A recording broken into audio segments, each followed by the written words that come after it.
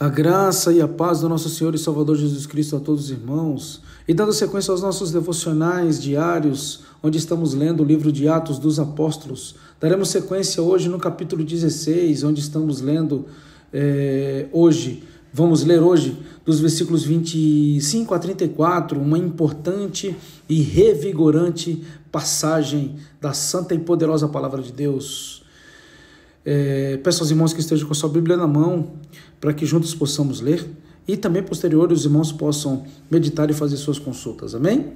Dos versículos 25 a 34 do capítulo 16, a palavra do Senhor diz assim para nós: Por volta da meia-noite, Paulo e Silas estavam orando e entoando hinos de louvor a Deus, enquanto os demais presos os ouviam.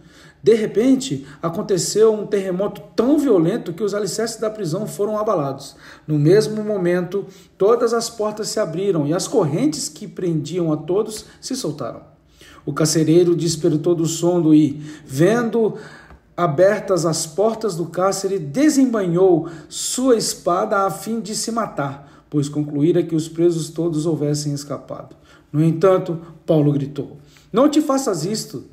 Eis que estamos todos aqui. Então o carcereiro pediu luz, correu para dentro e, trêmulo, atirou-se aos pés de Paulo e Silas. E em seguida, conduzindo-os para fora, rogou-lhes: Senhores, o que preciso fazer para ser salvo? Eles prontamente lhe afirmaram: Crê no Senhor Jesus, e assim serás salvo, tu e os de tua casa. E lhe ministraram a palavra de Deus, bem como a todos de sua casa. Naquela mesma hora da noite, todos, tomando-os consigo, lavou-lhes os ferimentos e logo foi batizado, ele e todas as pessoas de sua casa. Aleluia! Então, insistiu para que subissem à sua casa, onde lhes preparou mesa farta e, com todos os seus, expressava grande júbilo por haverem crido em Deus.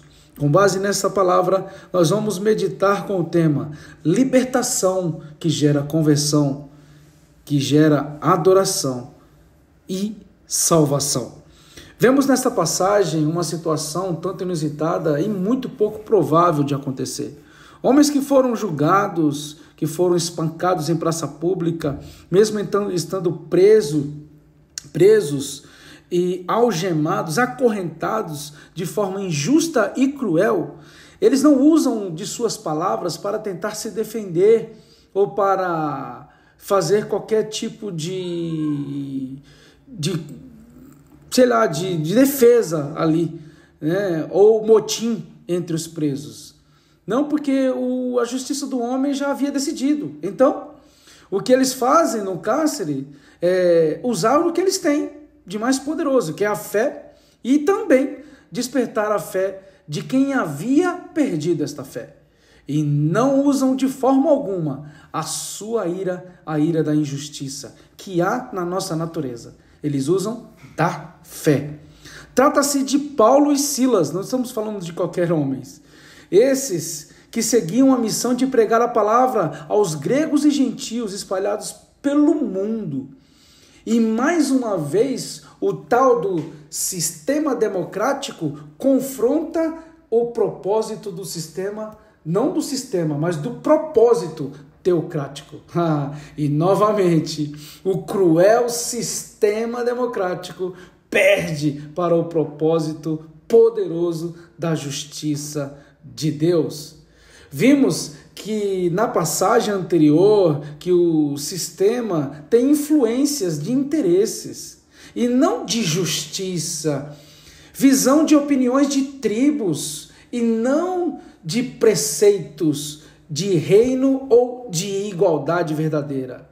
Algo diferente do que vemos neste século? Claro que não. Sentimos na pele o preconceito de falar a verdade libertadora do Evangelho. E quem não sente, obviamente está pregando o Evangelho motivacional, coaching, da prosperidade, e não o Evangelho da verdade que liberta. Mas não estamos aqui para fazer nenhum juízo de valor, apenas para meditar na verdade que realmente nos liberta. Essa passagem é demais, é muito forte, o agir sobrenatural. É tremendo ver a segurança desses homens em orar diante do caos, louvar diante de uma situação que para os homens, os inimigos e a lei injusta era irreversível. E ainda mais, não só usar dessa fé, mas também despertar a fé em quem já não tinha mais nem esperança alguma na vida, ou não conheciam a vida e ouviram, creram e também foram libertos. Oh, glória! Imagina a cena, irmãos, vários homens presos em um ambiente hostil, de puro caos, e de repente 2 desses começam a orar e entoar hinos. Não se pode ver isso, porque hoje não dá para imaginar isso, viver isso, porque se fosse hoje, com certeza seriam julgados novamente por estar ali fazendo o que estavam fazendo, adorando e orando, e seriam levados a uma clínica psiquiátrica, porque a incredulidade do mundo impera diante do caos, diante das situações adversas, mas o Deus do impossível jamais deixará os teus servos desamparados.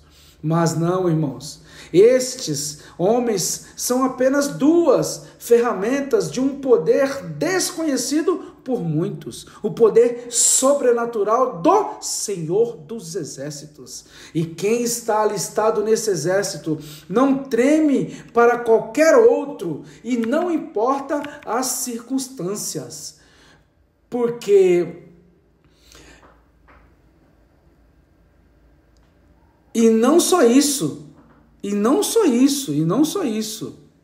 não se trata apenas da demonstração do poder. Veja bem, porque a palavra diz que há um terremoto e esse terremoto abala as estruturas, os alicerces da prisão e liberta todos de suas algemas e correntes. Não é só isso, a demonstração do poder sobrenatural de Deus, mas de justiça. Pois a justiça que os prendeu, injusta e humana, não teria critérios também para prender os demais que lá estavam. Imagina quantos presos injustamente não estavam ali naquele lugar também. Então, é para se pensar. Quando Deus faz justiça, não faz justiça para uns, faz justiça para todos que acreditam, para que aqueles que ainda não conhecem passem a acreditar também. Essa é a verdade libertadora. E mais, a sensação de injustiça que auto-incrimina os escravos que servem a ela. Note que o carcereiro, sabendo o que esperava, e que mesmo diante do terremoto que fez a cadeia toda se abrir, ele decide por ele mesmo praticar a injustiça com as próprias mãos, porque ele é escravo dela. Mas quem estava ali? Os servos, e o servo da justiça, da graça divina, que não permite que homem algum entregue a sua alma às trevas antes de conhecer a luz do mundo. Oh, glória!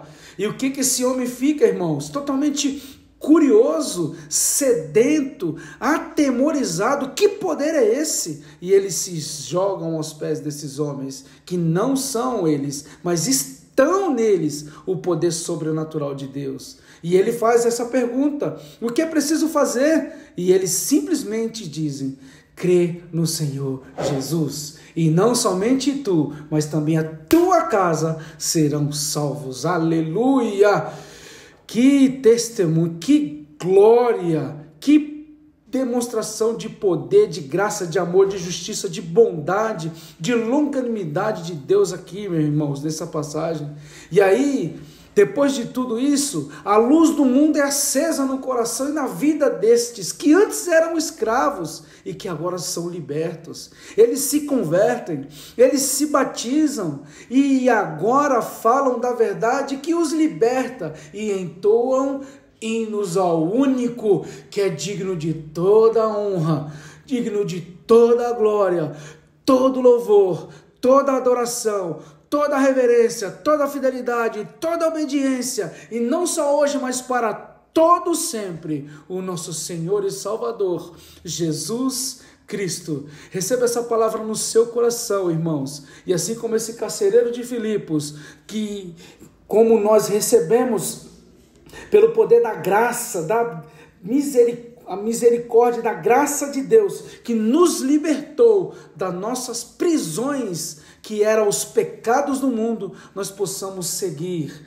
agora, não só como crentes, que Ele pode nos salvar, mas também levar essa salvação para aqueles que ainda não conheceram da luz do mundo. Que nós possamos ser cada vez mais encorajados, confrontados pela palavra do Senhor a seguir, pregando a verdade e não confrontando o mundo com nossas palavras. Receba essa palavra no seu coração, em nome de Jesus.